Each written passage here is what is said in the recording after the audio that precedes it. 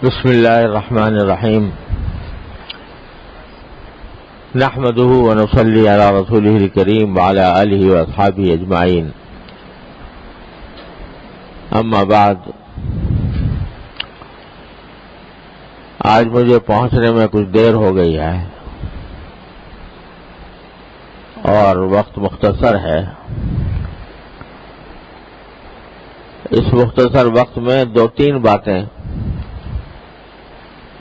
عرض کرنی ہے۔ ایک بات تو یہ کہ اللہ تبارک و تعالیٰ کے فضل و کرم سے رمضان کا عشرہ اخیرہ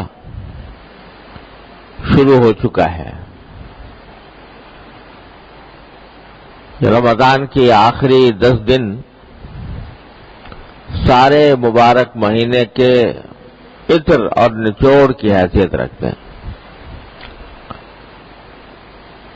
یوں تو پورا مہینہ ہی اللہ تعالیٰ کی رحمتوں کا مہینہ ہے، اس کا ایک لمحہ قیمتی ہے، لیکن یہ آخری عشرہ خاص طور پر اللہ تبارک و تعالیٰ کی رحمتوں اور برکتوں کے نزول کا خاص وقت ہے۔ اور اسی عشرے میں اللہ تبارک و تعالیٰ نے وہ شب قدر رکھی ہے جس کے بارے میں قرآن کریم نے فرمایا کہ یہ ایک رات 1000 راتوں سے زیادہ بہتر ہے، جس کا مطلب یہ کہ ایک آدمی اگر 1000 مہینے تک، 1000 راتوں نہیں 1000 مہینے تک اگر مسلسل عبادت کرتا رہے، اس کا جتنا اجر و ثواب اس کو ملے گا، لیلۃ القدر کی ایک رات میں وہ ثواب اللہ تعالیٰ عطا فرما دیتے ہیں۔ اور بعض روایات میں آتا ہے کہ اس کی وجہ یہ ہوئی کہ ایک مرتبہ صحابہ کرام رضی اللہ تعالی عنہم میں سے کسی نے رسول کریم صلی اللہ علیہ وسلم سے ایک سوال کیا تھا۔ سوال یہ کیا تھا کہ پچھلی امتوں کا ذکر آیا ہے قرآن کریم میں کہ ان کی بڑی لمبی لمبی عمریں ہوتی تھیں۔ حضرت نوح علیہ السلام کے بارے میں قرآن کریم نے فرمایا کہ فَلَبِثَ فِيهِمْ أَلْفَ سَنَةٍ إِلَّا 50 عَامًا، 950 سال وہ زندہ رہے تھے۔ تو پچھلی امتوں کی عمریں لمبی لمبی ہوا کرتی تھیں، تو صحابہ کرام نے سوال کیا کہ یا رسول اللہ، ان کی عمریں لمبی ہوتی تھی، عبادت بھی زیادہ کرتے ہوں گے، ان کی عبادتوں کی تعداد بھی زیادہ ہو جائے گی، تو ہم لوگ ان کے برابر کیسے پہنچ سکتے ہیں؟ تو اس پر یہ آیت کریمہ نازل ہوئی کہ ٹھیک ہے، تمہاری عمریں تو چاہے اتنی لمبی نہ ہو، لیکن ہم تمہیں ایک رات ایسی دیے دیتے ہیں کہ اس کے اندر کی عبادت جو ہے وہ 1000 مہینے سے زیادہ بہتر ہے، اور وہ لیلۃ القدر ہے۔ شروع میں رسول کریم صلی اللہ علیہ وسلم کو متعین کر کے بتا دیا گیا تھا کہ فلاں رات لیلۃ القدر ہوگی، لیکن آپ جب اس کو بتانے کے لیے تشریف لائے تو دو مسلمان آپس میں جھگڑ رہے تھے، اس کی کچھ ایسی بے برکتی ہوئی کہ آپ بھول گئے کہ وہ رات کون سی ہوگی۔ اور اس میں اللہ تعالیٰ کو حکمت رکھنی تھی، اصل میں مقصود تو یہی تھا بالآخر کہ متعین کر کے نہ بتائی جائے کہ فلاں رات لیلۃ القدر ہوتی ہے، تاکہ مسلمان اس کی تلاش کے لیے کچھ تو کوشش کریں۔ اگر پتہ چل جاتا کہ فلاں رات شب قدر ہے تو بس انہوں نے سوچا کہ بھائی ایک رات کو بیٹھ کے عبادت کر لو، بس سارے سال کا کچا چٹا برابر ہو جائے۔ تو اللہ تعالیٰ کی حکمت یہ تھی کہ اس کو محفوظ رکھا جائے، لیکن شروع میں بتایا گیا دو مسلمانوں کے جھگڑے کی بنا پر رسول کریم صلی اللہ علیہ وسلم سے اس کو بھلا دیا گیا. ظاہر ہے بھلانے والے بھی تو اللہ ہی تعالیٰ تھے، لیکن بتلانا یہ مقصود تھا کہ مسلمانوں کا باہمی جھگڑا اتنی بری چیز ہے کہ اس کی بے برکتی کی وجہ سے شب قدر کی تعیین بلا دی گئی رسول کریم صلی اللہ علیہ وسلم سے. تو یہ بھی تنبیہ کر دی گئی کہ خدا کے لیے آپس میں لڑنے جھگڑنے سے پرہیز کرو. کیا فائدہ لڑنے جھگڑنے کا؟ تو لڑنے جھگڑنے سے سوائے نقصان کے اور کچھ بھی نہیں. لہذا مسلمانوں کو چاہیے کہ حتی الامکان لڑنے جھگڑنے سے پرہیز کریں، لڑائی جھگڑے سے پرہیز کریں. اگر کبھی کسی سے اختلاف ہے، کسی سے دل نہیں مل رہا، نہ ملو اس سے. کوئی ملنا کوئی ضروری نہیں ہے. مل گیا چلو سلام کر لیا، سلام کا جواب دے دیا، بیمار ہو گیا عیادت کے لیے چلے گئے، اتنے حق ادا کر دیے، باقی کچھ ضرورت نہیں ہے کہ اس کے ساتھ بہت زیادہ میل جول رکھا جائے. نہیں ملتی طبیعت تمہاری، نہ ملو. لیکن لڑائی جھگڑا بحث مباحثہ یہ انسان کے دل کو خراب کرنے والی چیز ہے.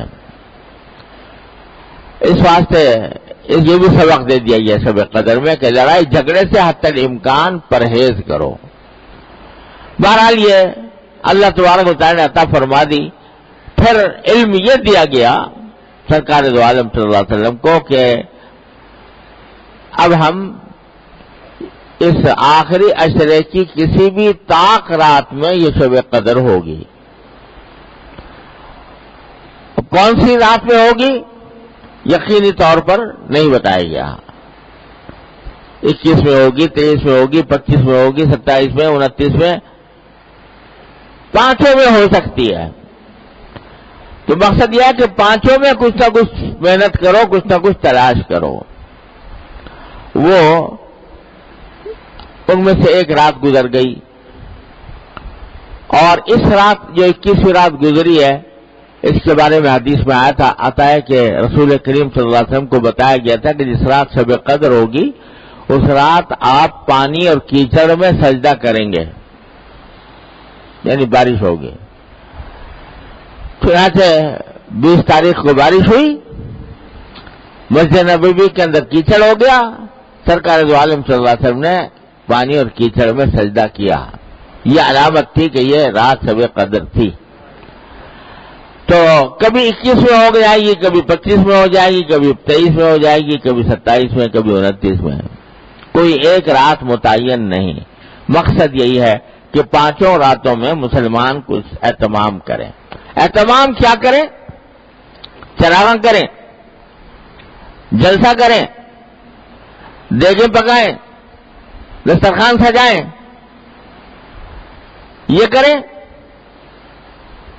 ارے یہ رات اس کام کی نہیں ہے، نہ جلسوں کی، نہ تقریبات کی، نہ چراغاں کرنے کی، نہ کسی اور کام میں لگنے کی. یہ تو ایسی رات ہے کہ اس میں بندہ ہو اور اس کا اللہ ہو.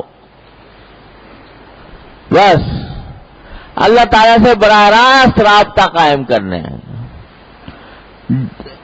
یہ جو آج کل ہمارے ہاں ہر چیز میں کچھ نہ کچھ ایسی بات پیدا ہو جاتی ہے کہ اس کی اصل روح ختم ہو جاتی ہے. شب قدر کے منانے کے لیے جلسے، جلوس اور تقریبات، دعوتیں ہو رہی ہیں، دیگیں چل رہی ہیں، دسترخوان بچھ رہے ہیں، اور ساری رات اسی مشغلے میں گزر گئی. کوئی عبادت کرنے کا موقع مل ہی نہیں پایا. یہ ناقدری ہے، شب قدر کی ناقدری ہے. یہ اس کام کے لیے ہے کہ جتنا ہو سکے اللہ تبارک و تعالیٰ کی بارگاہ میں حاضر ہو کر جتنی عبادت کر سکتے ہو کرو. عبادت کیا کرو کہ کچھ رات میں نفلیں پڑھنے کا، اور نفلوں میں بھی افضل یہ ہے کہ آدمی ایسی لمبی صورتیں پڑھے کہ ذرا لمبا قیام ہو، رکوع میں لمبا رکوع ہو، سجدہ لمبا ہو،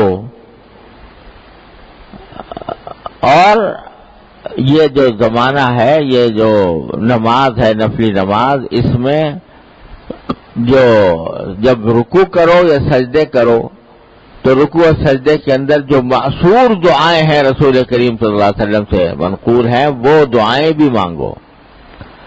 حدیث میں رسول کریم سرور دو عالم صلی اللہ علیہ وسلم نے ارشاد فرمایا کہ بندہ سب سے زیادہ قریب اللہ تعالی کے ساتھ سجدے کی حالت میں ہوتا ہے، لہذا سجدے کی حالت میں خوب دعائیں کیا کرو۔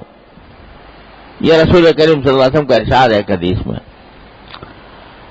کہ سجدے کی حالت میں چونکہ بندہ بہت قریب ہوتا ہے اللہ تعالیٰ کے، لہذا اس میں دعا کثرت سے کرو، اور دعائیں بھی سرکار دو عالم صلی اللہ علیہ وسلم نے سکھا دی، قرآن نے سکھا دی۔ قرآن کی جو دعائیں ہیں جتنی یاد ہوں وہ کر لو۔ ربنا ظلمنا انفسنا وان لم تغفر لنا وترحمنا لنكن من الخاسرین، ربنا آتنا فی الدنیا حسنہ وفی الآخرۃ حسنہ وقنا عذاب النار۔ جتنی دعائیں قرآن کریم کی یاد ہوں، جتنی حدیث کی دعائیں یاد ہوں، وہ دعائیں کرتے رہو سجدے کی حالت میں۔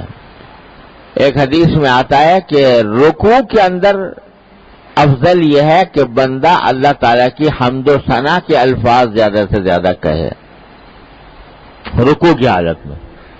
سبحان ربی العظیم کہتے ہیں نا، سبحان ربی العظیم، سبحان ربی العظیم، سبحان ربی العظیم جتنی مرتبہ کہو، اور پھر اللہ تعالیٰ کی حمد و ثنا کے جو الفاظ ہیں، سبحان اللہ والحمد للہ ولا الہ الا اللہ واللہ اکبر، مثلا تیسرا کلمہ سبوح القدوس ربنا ورب الملائکۃ والروح، یہ بھی حدیث میں منقول ہے کہ رکوع میں سجدے میں آپ نے پڑھا۔ تو رکوع کی حالت میں افضل ہے اللہ تعالیٰ کی حمد و ثنا بیان کرنا، سبحان ربی العظیم اور سبحان اللہ والحمد للہ ولا الہ، سبحانک اللہم وبحمدک لا الہ الا انت وحدک لا شریک لک۔ یہ رکوع کی حالت میں افضل یہ ہے حمد و ثنا زیادہ سے زیادہ کرنا۔ سجدے کی حالت میں افضل یہ ہے کہ زیادہ سے زیادہ دعائیں مانگنا، سبحان ربی الاعلیٰ، سبحان ربی الاعلیٰ، جو اس کا جو مسنون ذکر ہے وہ کر لو 5 مرتبہ 7 مرتبہ 9 مرتبہ جتنی مرتبہ دل چاہے، اس کے بعد خوب دعائیں مانگو اللہ تبارک و تعالیٰ سے۔ تو رکعتیں پڑھنا قرآن نفلیں زیادہ سے 8 رکعتیں رسول کریم صلی اللہ علیہ وسلم تہجد کی پڑھا کرتے تھے عام طور پر، کبھی کم بھی پڑھی کبھی زیادہ بھی پڑھی، لیکن عام طور سے 8 رکعتیں پڑھا کرتے تھے۔ تو 8 رکعتیں تہجد کی نیت سے پڑھ لی جائیں لمبی، اس میں جتنے لمبی صورتیں یاد ہوں لمبی صورتیں پڑھ لیں، لمبے رکوع لمبے سجدے کر لیں، باقی جتنا پڑھ لیا تو قرآن کریم کی تلاوت سب سے اعلیٰ ذکر ہے، وہ جتنا ہو سکے قرآن کریم کی تلاوت، اور چلتے پھرتے اٹھتے بیٹھتے ذکر، سبحان اللہ والحمد للہ ولا الہ الا اللہ واللہ اکبر ولا حول ولا قوۃ الا باللہ العلی العظیم، چلتے پھرتے اٹھتے بیٹھتے، وقت ضائع نہ جائے، جس حالت میں بھی وہ ذکر میں سے زبان تر ہو۔ اور پھر بھائی سب کا خلاصہ اور مغز اور لب لباب ان ساری عبادتوں کا وہ دعا ہے، یعنی اپنی زبان میں دعا، اپنی ساری حاجتیں اللہ تعالیٰ کے سامنے پیش کرو۔ اللہ تعالیٰ دعا سے بڑے خوش ہوتے ہیں، اور دعا کے بارے میں حدیث فرمایا کہ یہ عبادتوں کا مغز ہے، عبادتوں کا مغز یعنی حاصل لب لباب یہ دعا ہے۔ اور یہ اللہ تعالیٰ کی شان، ایسی کریمی کی شان ہے کہ دعا کو بھی عبادت ہی شمار فرماتے ہیں۔ ہم مانگ رہے ہیں اپنے دنیاوی کاموں کے لیے، مثلا یا اللہ مجھے روزگار دے دے، یا اللہ میری جو خوشحالی مجھے عطا فرما دے، یا اللہ مجھے صحت عطا فرما دے، یا اللہ مجھے امتحان میں کامیاب کر دے، یا اللہ میری ملازمت اچھی دلوا دے، یا اللہ میرے گھر میں برکت عطا فرما دے، یا اللہ مجھے اچھا گھر دے دے، یا اللہ مجھے اچھی سواری دے دے. یہ سب دعائیں جو ہے نا سب اپنے مقصد کے لیے کر رہے ہو، لیکن ہر دعا پر ثواب مل رہا ہے، ہر دعا کو عبادت لکھا جا رہا ہے. اسی لیے مومن کی کوئی دعا ایسی نہیں ہوتی جو قبول نہ ہو. بعض اوقات جو مانگا وہ اس کے بجائے اللہ تعالیٰ اس سے اچھی کوئی چیز دے دیتے ہیں. بندہ تو نہیں جانتا نا کہ یہ میرے لیے اچھی ہوگی، بیوقوف مانگ رہا ہے گھٹیا چیز، اللہ تعالیٰ اس کو اس سے بڑھیا چیز دے دیتے ہیں. جیسے بچہ ہوتا ہے نا، وہ چاقو مانگ رہا ہے، اسے کھیلنا چاہتا ہے، انگارہ مانگ رہا ہے، اچھا لگ رہا ہے، اس کو خوبصورت ہاتھ میں لینا چاہتا ہے، لیکن باپ جانتا ہے کہ لے گا تو مر جائے گا. تو اسی طرح بعض اوقات ہم لوگ ایسی چیزیں مانگ لیتے ہیں جو انجام کار ہمارے حق میں بہتر نہیں ہوتی، نقصان دہ ہوتی ہیں. تو اللہ تعالیٰ وہ نہیں دیتے، اس سے اچھی چیز کوئی عطا فرما دیتے ہیں. ہم سمجھتے ہیں یار ہماری دعائی قبول نہیں ہوئی. یہ محض غلط فہمی ہے. دعا ہر ایک قبول ہوتی ہے. ایک قبولیت تو یہ ضرور ہوتی ہے کہ جو ہی دعا کی فوراً اس کا ثواب مل گیا، فوراً وہ ایک نیکی لکھی گئی. ایسی کریم کی بارگاہ ہے، کہتا ہے جو مانگ رہا ہے صرف مانگنے ہی پر ہم نواز دیتے ہیں، مانگنے ہی پر نواز دیتے ہیں، مانگنے ہی کو عبادت قرار دے دیتے ہیں. تو وہ تو نقد مل گیا. اس کے بعد اگر ایسی چیز ہوگی جو تمہارے حق میں واقعی فائدہ مند ہو، وہ بھی اللہ تعالیٰ دے دیں گے. نہیں ہوگی اس سے اچھی چیز دے دیں گے. کبھی اس اچھی چیز کا پتہ لگتا ہے، کبھی بہت دنوں کے بعد پتہ لگتا ہے. تو اس واسطے دعائیں خوب کرو. اور اللہ میں نے ایسا دروازہ کھولا ہے دعا کا کہ اس کے لیے کوئی قید شرط نہیں رکھی.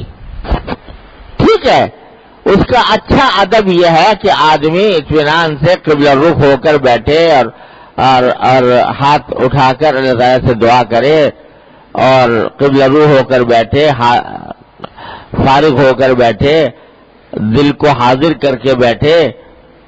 اچھی بات تو یہی ہے، یعنی اصل طریقہ تو یہی ہے. لیکن میرے مولا نے اس طریقے کا بھی پابند نہیں بنایا. کہتا ارے جیسے بھی ہو پکار لو مجھے، جس حالت میں بھی ہو پکار لو.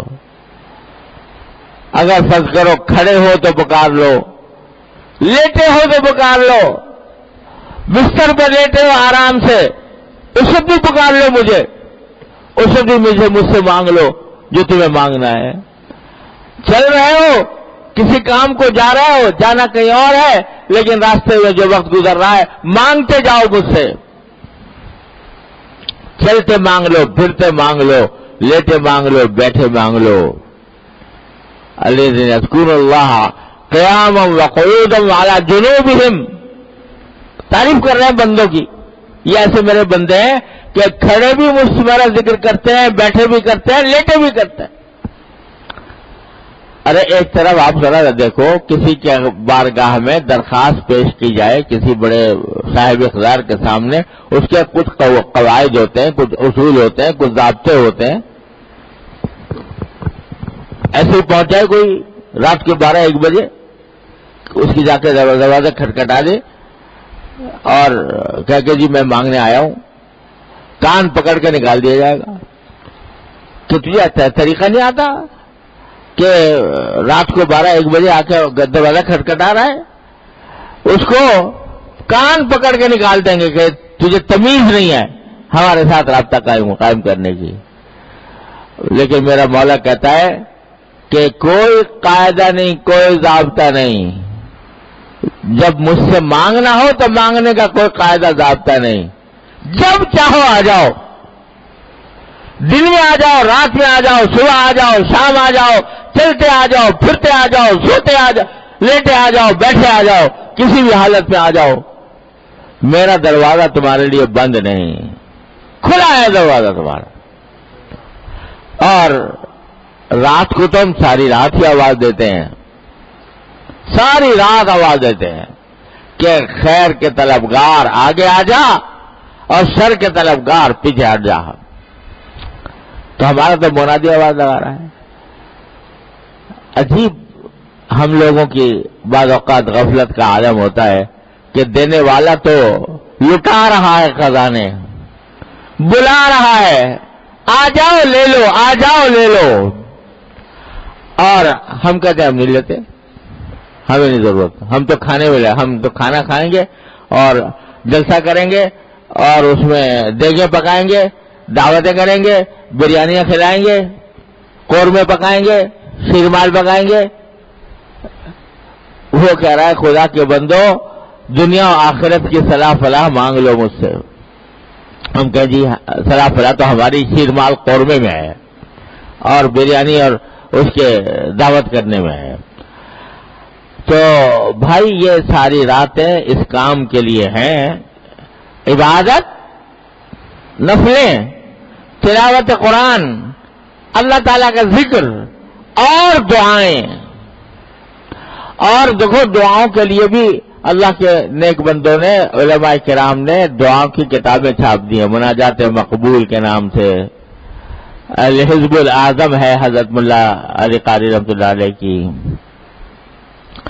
اور میری بھی ایک چھوٹی سی کتاب پرنور دعائیں کے نام سے چھپی ہوئی ہے۔ تو اس میں رسول کریم صلی اللہ علیہ وسلم سے جو دعائیں منقول ہیں وہ ساری جمع کرتی ہیں۔ ارے ہم کیا مانگیں گے؟ ہماری جو عقل نہیں، سمجھ نہیں، تمیز نہیں مانگنے کی، سرکار دو عالم صلی اللہ علیہ وسلم نے سب کچھ سکھا دیا کیا کیا کس طرح مانگنا ہے۔ تو اس کو سامنے رکھتے ہوئے وہ دعائیں مانگے ہیں، اور ان اطاعات سے یہ کام لیں۔